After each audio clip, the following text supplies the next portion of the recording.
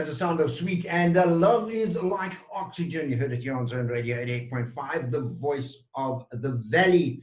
And it is just past 4 o'clock, 4:07. And as promised, I'm going to speak to a gentleman who is with a company called Prins and Prins. In fact, I think he owns the company, or his family certainly own the company. And they've done something quite special. They are a jewelry company, essentially, and they're based in the city. They've been around since 1982, and they are bespoke jewelers. And the man who I'm going to introduce you to this afternoon is a man called Stefan Doveton. Can you hear me, Stefan?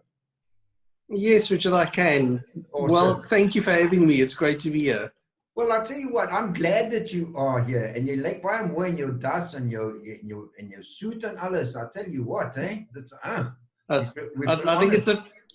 I think it's the first time for COVID I've actually dressed up a bit. Thank you. Well, thank you for that. Stefan, the reason, okay, tell us about the company first and foremost.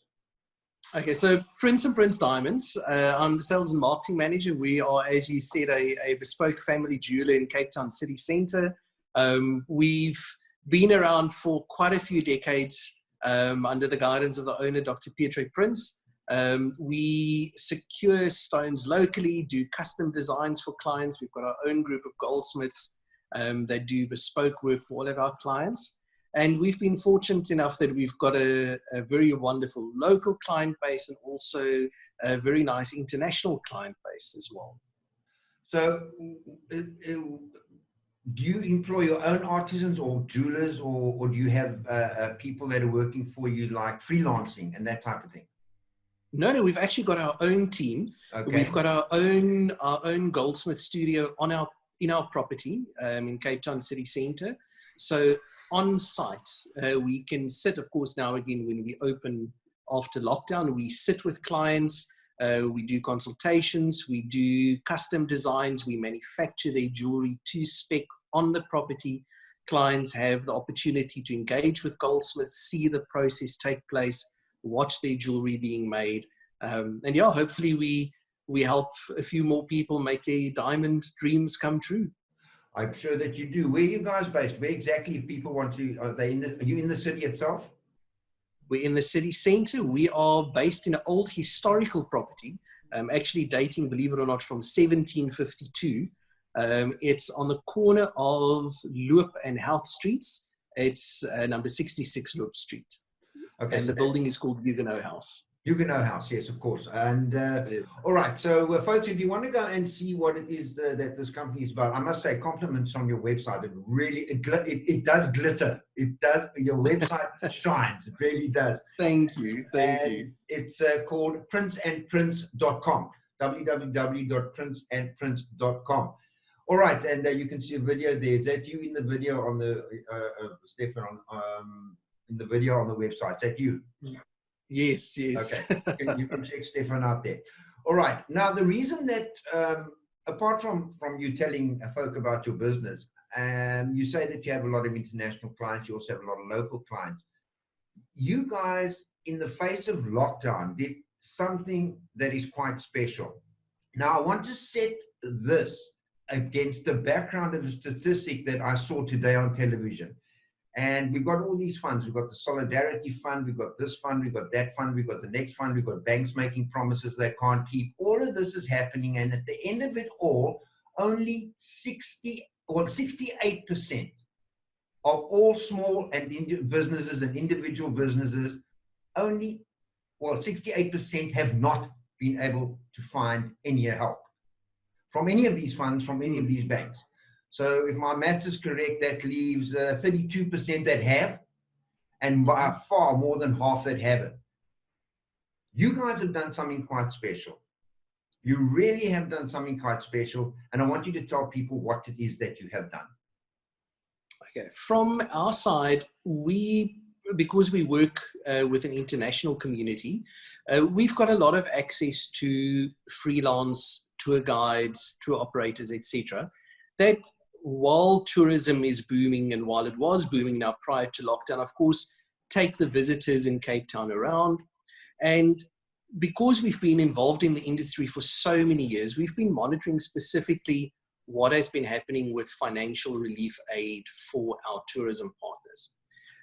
And yes, as you say, it really is incredibly sad to have seen and heard the plight of so many people that are not qualifying for financial aid, financial assistance in whatever form that may be, especially most hardest hit being the freelance tour guides, not just in Cape Town, but in the whole of South Africa. And what the owner of our company, Dr. Prins, what he very generously did was we sat around, had some discussions. We've been fortunate enough to have had a lot of wonderful support from the tourism industry. Was there a way that we could give back to the tourism industry during this time of distress for so many people? And what we as a company ultimately did, we made our own private funds available. We started a Prins and Prins COVID-19 tourism relief scheme, where unfortunately it is only a limited amount of people that we can help because our own funds is not unlimited.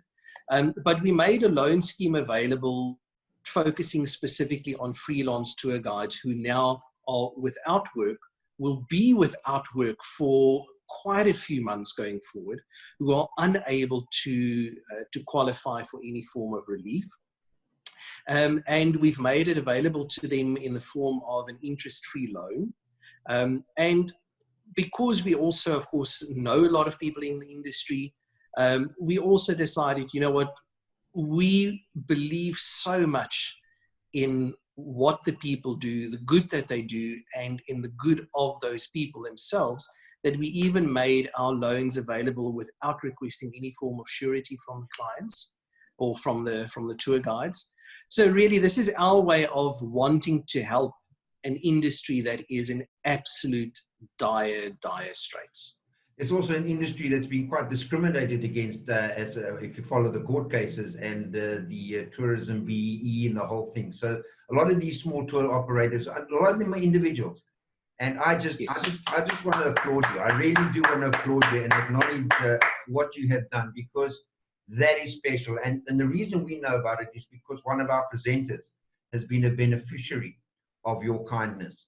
And this is a guy who is not even a South African. He's a British South African, for want of a better word, a guy who could up and leave tomorrow if he wanted to, and yet you have trusted him and you're trusting others. I think that the fact that you've done this just says so much, but the fact that you have done this with a great deal of trust and goodwill is mind-blowing, absolutely mind-blowing. How many people have you been able to help? You know, at this stage, as I said, it's not unlimited, the funds that we have. Sure. But the way that the scheme works is we've made a set amount of money available per recipient, and that we're paying out over 3 months to them. So it's sort of bridging finance for them to get by for the next 3 months at least. And the first payments, of course, were already done the beginning of this month. At this stage, there's 20 tour guides that we are supporting financially.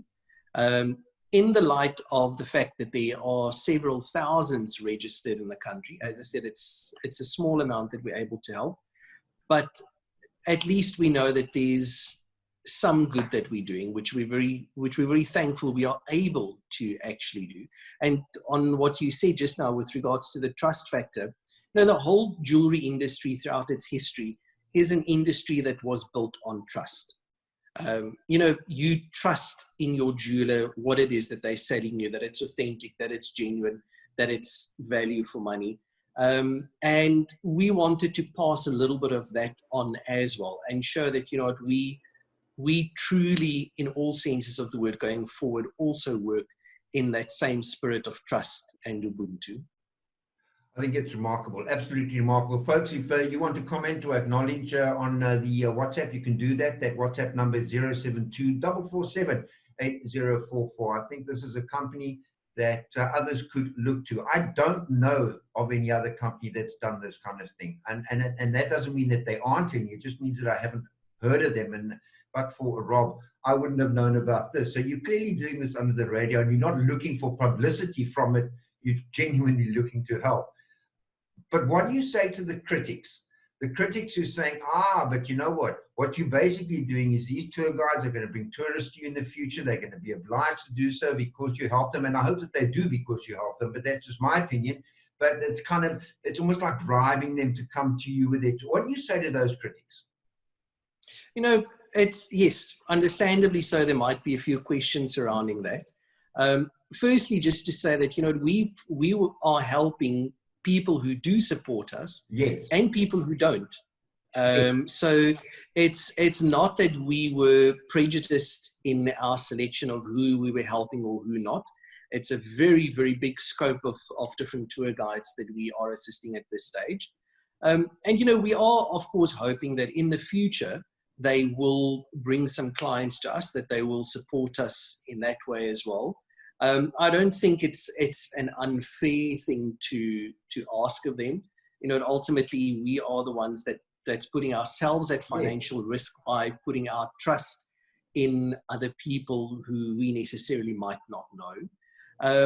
But I do still think ultimately that, it is not based on the fact that they have to have clients to bring to us. The scheme is, there are certain conditions to the scheme, but ultimately it is about making sure that they can continue with a future for themselves, that they are able to put food on the table, that they are able to take care of their families, take care of their kids, not lose a home or a vehicle like so many others have. And actually, even without us broaching that with them, some of the applicants that we had, of course, out of their own said, just the mere fact that you are willing to help us, I'm so grateful, and I actually want to come and support you. Because it's something, as you say, as far as we're also aware that, if I may say so myself, we are the only company that I'm aware of that is actually doing so. And the tour guides, even just out of gratitude, and even ones that actually did not receive funding, they even say to us as well, you care, you're showing that you care, and we want to support you based even just on that. I think it's amazing. I really do. And like I say, I was playing devil's advocate because I'm full of praise for what you guys have done. I mean, you're giving almost 2 years for the person to pay it back interest free. Yes, that's correct. I mean, just that costs you. Even if you get your loan back, just that costs you, because that money could be in the bank drawing interest, or invested in diamonds drawing interest. Anywhere else. I think it's absolutely amazing. And it sets the standard. And I would like to challenge other companies where they are dependent on contractors and small businesses for their revenue. People like the hardware industry, for argument's sake, hardware suppliers, and I'm just using that as an example, where small contractors, small builders, small guys who do alterations for a living, going along and supporting those people and buying their wooden nails and hammers and whatever. Those businesses are in trouble. And why doesn't the wholesaler, the big wholesale chains, go out and say, you know what, we're going to make some funds available for these people? And there's nothing wrong with securing a customer base going forward because of that. I think what you guys have done is absolutely awesome. Have you had any feedback from the industry? We've had some feedback, very positive. As I said, people have contacted us that are not supporters of ours, that we don't know, that are not even applying for funding or for financial aid from us as well. But they just wanted to get in touch to say thank you on behalf of other people for the fact that we are reaching out, that we are wanting to ensure that at least some people in the industry can continue a living, and that they will be in a position to start working again the moment that tourism returns. So it has been wonderful, the response that we've had, but of course at the same time, admittedly, it has been heartbreaking as well to be in touch with people and knowing that there's so many other people out there that we can't assist. We'll try and see, depending on how things go for us, there is a possibility that we might be able to assist one or two more tour guides with some financial assistance. We're trying to see how things go to see if that would be a possibility. and we hope that we might be able to go through with that as well. I think we understand that it's a finite source, but even if you were only helping 2, it would still count, because you are actually looking. You've got a successful business. You've got a successful business because these people, some of them have supported you in the past, others hopefully will support you in the future. But you've got a successful business and you understand where that success comes from. And you're investing in those people that have brought a degree or part of the success for your business. And I think it's remarkable. I just can't. Judy just put a post onto the WhatsApp here, and she says, "What a wonderful story. Gives us a little hope in the doom and gloom." Thank you, Stefan. Now, thank you. Let's just pause there, because Judy's received no financial assistance from you, but what she has received is a degree of motivation from this story. And you're doing that. You did it for me when I first heard it from Rob, and I'm sure that you're doing it for others. I really do applaud you. I think, and I hope that everybody listening to us, whoever listens to us, goes down there to wherever you are, Prins and Prins, and when they want to get engaged, or they want to buy them a wedding ring, or they want to buy a special piece of jewelry, or they've got friends coming out from overseas when they're allowed to, that want to purchase jewelry in Cape Town, that they do go to Prins and Prins. I think you guys are absolutely remarkable, and I think your entire team needs to be applauded, because I know it's not just one man's decision. There's an entire company behind this, and it's absolutely awesome. Thank you. Thank you so much. Stefan, I'm going to thank you for coming on this afternoon and sharing the story with us. I could go on for another half an hour just singing your praises, but you're setting us an example for other companies that I believe should follow this example. And I just mentioned hardware as off the top. There are many other companies, hotels for argument's sake, that at the moment they're not yet. Their beds are empty. But there are these tour guides that take these people to hotels, and they you know, there are so many that I just think that other people should follow an example, a fine example set by you guys. And I know you guys are already a successful company, but gee whiz, may you go from strength to strength and shine as your diamonds do. Thank you so much, man. Thank you so much. As I said to one of the recipients, that, you know what, ultimately we're all in this together. Something nobody asked for, something nobody anticipated would ever happen, especially to tourism. And I think now more than ever, it's so vitally important for us all to stand together and rally together to make sure that we can come out on the other side of this. So thank you very much for your time. I greatly appreciate that as well. Thank you for yours and for putting on your suit. My goodness gracious, nobody's ever put a suit. Only person who puts a suit on for me is a bank manager, and these days they don't even do that when I walk. I went into my bank the other day, the guy said, "Sit down." I said, "No, I'm quite comfortable on my knees. Thank you very much." Stefan, thank you for your time. Love to all of at your company, from all of us here at Zone Radio. And as I say, thank you guys continue to shine. And we'll send you a copy of this recording, and there will be a podcast on our website by this evening. Thank you so much. Wonderful. Thank you, Richard. Cheers. Bye-bye. Thank you. Bye-bye. That was Stefan and Doveton Moore. I think it is. I hope you got it. It's right. Doveton Moore. Eh? Doveton Moore is the right. That's correct. Stefan Doveton Moore, and he is from Prins and Prins Jewelers, and they've just done the most remarkable thing. They really have, and we learned about it via one of our own presenters, Rob Martin, who is a tour guide and an independent tour guide, and he benefited from the scheme, and he was telling me about it, and I said, my goodness, we got to talk to the man. We really have to talk to him, and he's been kind enough to be with us this afternoon and share that story. It's a story. It's a good news story. It's a story of hope, and it's a bright light in what is rather gloomy times. Thank you so much, Stefan. Take care. Oh, cheers. Bye-bye.